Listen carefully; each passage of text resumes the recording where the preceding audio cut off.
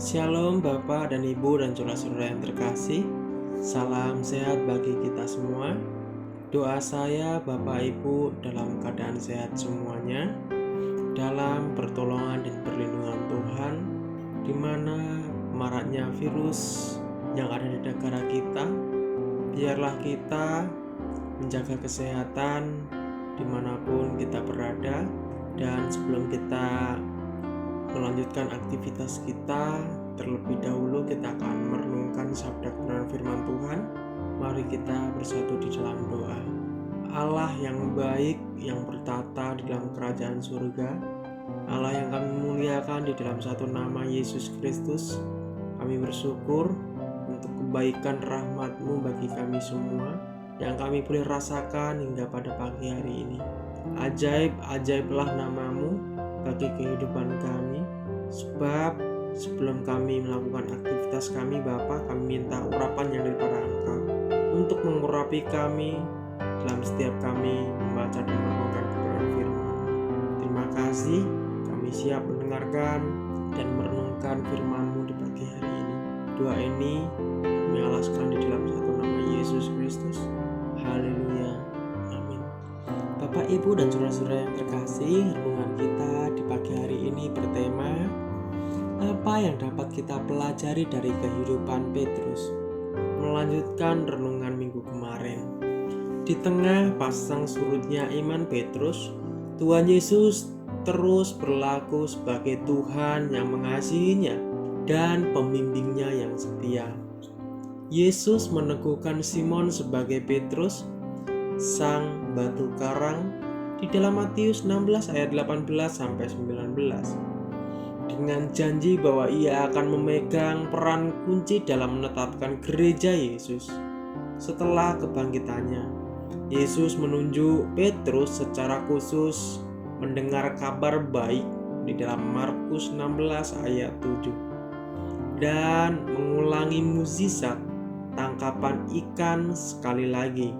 Yesus menegaskan pengampunan Petrus serta pengangkatannya kembali sebagai seorang rasul di dalam Yohanes 21 ayat 6 dan 15 sampai 17. Pada hari Pentakosta, Petrus adalah pembicara utama pada perkumpulan orang di Yerusalem di dalam Kisah Para Rasul 2 ayat 14. Dan gereja dimulai dengan pertobatan 3.000 jiwa baru di dalam ayat 41. Kemudian Petrus menyembuhkan seorang yang lumpuh di dalam Kisah Para Rasul 3 dan berkhotbah secara berani di hadapan Sanhedrin di dalam Kisah Para Rasul 4. Penangkapan, pemukulan, dan ancaman tak berhasil memadamkan semangat Petrus dalam memberitakan